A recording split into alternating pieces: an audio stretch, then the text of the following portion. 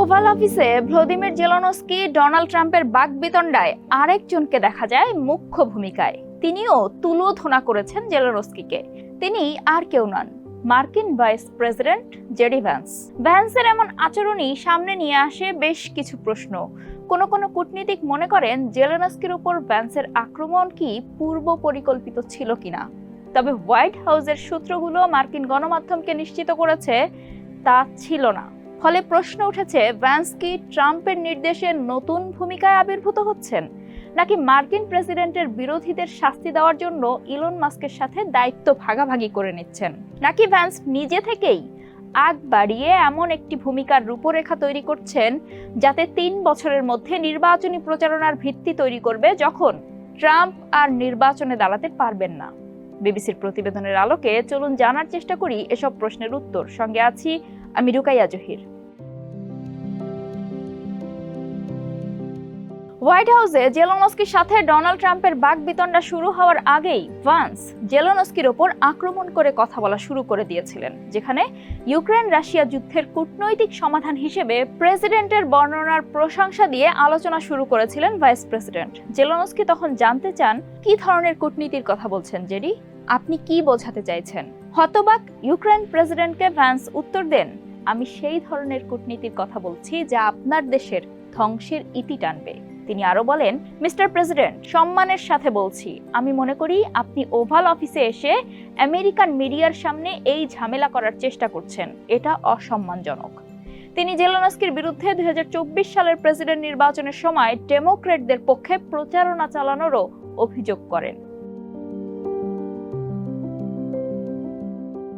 Zelensky গত সেপ্টেম্বরে গুরুত্বপূর্ণ সুইং স্টেট পেনসিলভানিয়ায় একটি অস্ত্র কারখানা পরিদর্শন করেন এবং হোয়াইট হাউসে ট্রাম্পের প্রতিদ্বন্দ্বী কমলা হ্যারিসের সাথে দেখা করেন। হয়তো এ কারণেই জেলেনস্কির প্রতি ভ্যান্সের তিরস্কার রিপাবলিকানদের মধ্যে ব্যাপক সমর্থন অর্জন করে। দক্ষিণ ক্যারোলিনার সিনেটর লিন্ডসে গ্রাহাম বলেন, আমাদের দেশের পক্ষে জেডি ভ্যান্সের দাঁড়ানোতে আমি অত্যন্ত গর্বিত। দীর্ঘদিন ধরে ইউক্রেনের পক্ষে থাকলেও তিনি এখন জেলেনস্কিকে পদত্যাগের পরামর্শ দিচ্ছেন। জেলেনস্কিকে আলাবামার সিনেটর টমি টিউবারভিল সেই ইউক্রেনীয় নেউল বলে আখ্যা দিয়েছেন।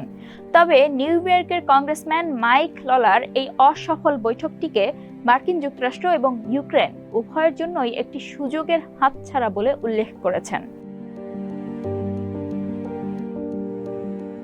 একজন সফররত রাষ্ট্রপ্রধানের ওপর ভ্যান্সের এমন বিরল আক্রমণ একজন মার্কিন ভাইস প্রেসিডেন্টের জন্য খুব একটা স্বাভাবিক নয়। তাদের কাজ হচ্ছে প্রেসিডেন্টকে নির্বাচনে সহায়তা করা এবং তারপর চুপচাপ তাদের বসের পাশে বসে থাকা। আর বিদেশ ভ্রমণে প্রেসিডেন্টের প্রতিনিধিত্বকারী একজন অনুগত লেফটেন্যান্ট হওয়া, প্রেসিডেন্টকে অকুণ্ঠ সমর্থন করা। অনেক বেশি ভদ্র স্বভাবের ট্রাম্পের প্রথম ভাইস প্রেসিডেন্ট মাইক পেন্সের সাথে ভ্যান্সের এখানেই পার্থক্য। ভ্যান্সকে ব্যাপকভাবে ট্রাম্পের পররাষ্ট্রনীতির অন্তর্নিহিত প্রবৃত্তির পেছনের যুক্তি স্পষ্ট করার জন্য কাজ করতে দেখা যায়।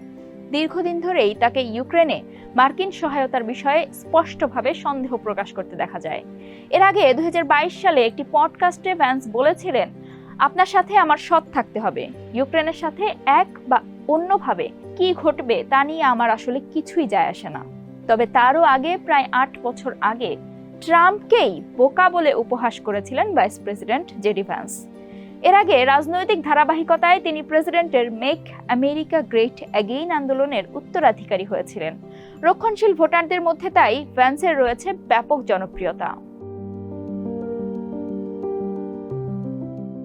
সম্প্রতি ফক্স নিউজের এক সাক্ষাৎকারে ট্রাম্পকে জিজ্ঞেস করা হয়েছিল 2028 সালের পরবর্তী প্রেসিডেন্ট পদের নির্বাচনে ভাইস প্রেসিডেন্ট প্রতিদ্বন্দ্বিতা করবেন কিনা।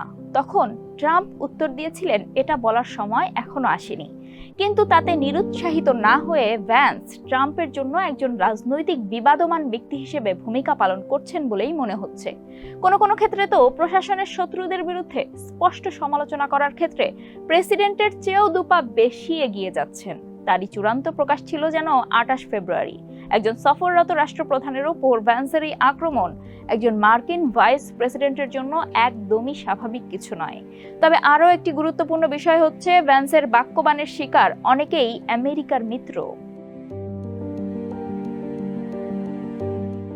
ভ্যান্সের এমন অবস্থানের শুরুটা হয়েছিল গত মাসে মিউনিখ নিরাপত্তা সম্মেলনে। যে কোনো মার্কিন ভাইস প্রেসিডেন্টের জন্য এটা নিয়মিত কল ছিল, যেখানে কমলা হ্যারিস হলে গতানুগতিক বক্তৃতাই দিতেন। কিন্তু ভ্যান্স এই সুযোগকে কাজে লাগিয়ে ইউরোপীয় গণতন্ত্রের উপর তীব্র আক্রমণ শুরু করেন। ইউরোপের নেতাদের বিরুদ্ধে বাক স্বাধীনতাকে সেন্সর করার এবং অভিবাসন নিয়ন্ত্রণে ব্যর্থ হওয়ার অভিযোগ তোলেন। তিনি বলেন, আপনি যদি আপনার নিজের ভোটারদের ভয়েই তটস্থ হয়ে থাকেন, তাহলে আমেরিকা আপনার জন্য কিছুই করতে পারবে না। এতে রাজনীতিবিদ, জেনারেল ও কূটনীতিবিদরাও উদ্বিগ্ন হয়ে পড়েন, আর সেটা চোখে আঙুল দিয়ে দেখিয়ে দেয় যে এখন থেকে ইউরোপের নিজেকেই তার প্রতিরক্ষা এবং নিরাপত্তার জন্য আরো বেশি কিছু করা উচিত। এই ঘটনায় স্পষ্ট করে বুঝিয়ে দেয় যে ট্রাম্পের অধীনে আমেরিকা কেবল ইউরোপ থেকেই দূরে সরে যাচ্ছে তাই না, বরং ইউরোপীয় মহাদেশে তার নিজস্ব ট্রাম্প ধাঁচের জনপ্রিয়তাবাদকেও প্রচার করতে চাইছে। এমনকি নিরাপত্তার উপর তার মনোযোগ চীনের দিকেও সরিয়ে নিচ্ছে না। ওই দিন এমন আক্রমণাত্মক বক্তব্যের পর ভ্যান্স অকারণে জার্মানির অতি ডানপন্থী এএফডি দলের নেতৃত্বের সাথে রাতের খাবারে অংশ নিয়েছিলেন। আর তারপরের ইতিহাস আমরা সবাই জানি। নির্বাচনে ইতিহাস সৃষ্টি করে বেশিরভাগ তরুণদের সমর্থন পেয়ে কট্টর ডানপন্থী এএফডির জয় জয়কার, যদিও তারা পার্লামেন্টে শেষ পর্যন্ত দ্বিতীয় স্থান জয় করেছেন। মিউনিখে ভ্যান্সের ভাষণ ইউরোপীয় নেতা, লেখক এবং শিক্ষাবিদদের মাঝে তীব্র প্রতিক্রিয়া সৃষ্টি করে। তবুও ভ্যান্স সেই বিতর্ককে অনলাইনে টেনে নেন। ইতিহাসবিদ নিয়াল ফার্গুসন সহ বেশ কয়েকজনের সম্পর্কে এক্সে সমালোচনা করেন। ভ্যান্স তাকে নৈতিকতার আবর্জনা, ঐতিহাসিক নিরক্ষর এবং দুনিয়ার সবচেয়ে খারাপ বলে আখ্যায়িত করেন। আর তাতেও তিনি ক্ষান্ত হননি। এই সপ্তাহের শুরুতে ওভাল অফিসে যুক্তরাজ্যের প্রধানমন্ত্রীকেও কটাক্ষ করার সিদ্ধান্ত নেন ভ্যান্স।